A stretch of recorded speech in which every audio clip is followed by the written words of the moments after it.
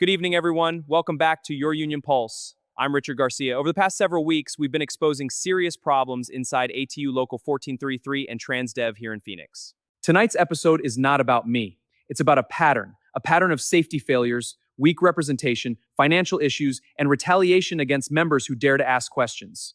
We're going to connect the dots using public records, news reports, NLRB cases, and documented facts. Because when members stay silent, nothing changes. When we speak up with facts, the truth has power. Let's start with something that should never happen. On October 7, 2024, a 59-year-old safety trainer for TransDev was killed in a shuttle crash at a Phoenix transit center. According to Phoenix Police and multiple news outlets, including AZ Family, 12 News, AZ Central, and Fox 10, the shuttle rolled after the driver lifted their foot off the brake. 2 other people were injured. Miletus dedicated his life to safety training. He was killed doing the job he trained others to do. This is not an isolated incident. TransDev has a documented history of safety and training problems. In Boston, an independent investigation by Natasha Tidwell in August 2025 found serious record-keeping failures and training gaps. Violation Tracker shows TransDev has paid nearly $730,000 in penalties since 2000 for wage, hour, safety, and labor violations across the country. Here in Phoenix, we have a revolving door of new hires on 30 to 90-day probationary periods with very little protection, high turnover, pressure on new drivers. And when experienced safety trainers are being killed on the job, we have to ask, is this company putting profits over safety? Members deserve better than this. Now let's talk about the union that's supposed to protect us. ATU Local 1433 has multiple duty of fair representation complaints filed against it with the National Labor Relations Board. Cases like 28 CB 335967, 28 CB 307817, and 28 CB 264481 show a pattern of members feeling they were not properly represented. This is not new. In 2015, the local's own former Secretary-Treasurer, Richard Wayne Johnson, was sentenced to 18 months in federal prison for embezzling $273,489 from union funds.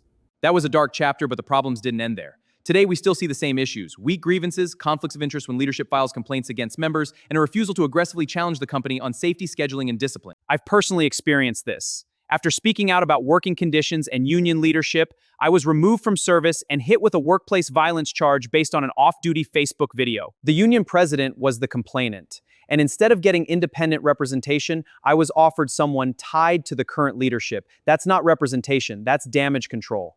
Let's talk money. Our local has a history of financial problems. In 2015, nearly $274,000 was stolen. Today, members are still dealing with automatic assessments in the bylaws that many legal experts believe violate the LMRDA because they were never properly voted on by secret ballot. We have questions about how dues are being spent, how the union building is being paid for, and whether leadership is truly accountable to the members who elect them. I've sent public records, including the LM2 financial reports, to multiple executive board members. Some have responded. Most have not. When members ask for transparency, we shouldn't be met with silence or retaliation. We should be met with answers. This brings us to the most dangerous part of this pattern: retaliation. When members raise legitimate concerns about safety, pay, representation, or how our union is run, the response has too often been to marginalize, discipline, or remove them. I'm not the first. There are multiple NLRB cases. There are members who have filed complaints and felt ignored. There are new hires being pushed out during probation. And there are experienced members being told to keep their nose clean instead of asking hard questions. This is not how a democratic union operates. Under the National Labor Relations Act, we have the right to engage in concerted activity for mutual aid and protection even after we've been removed from service. That right doesn't disappear because someone in power doesn't like what we're saying. I will continue exercising that right.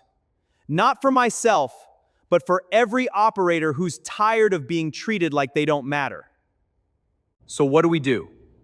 First, I'm asking every member who cares about this local to join the petition for an independent audit and oversight of our leadership and elections. We have the right under the ATU International Constitution to demand accountability. Start asking questions. Look at the LM2 reports. Read the bylaws. Ask why automatic assessments exist without proper votes. Ask why safety issues keep happening.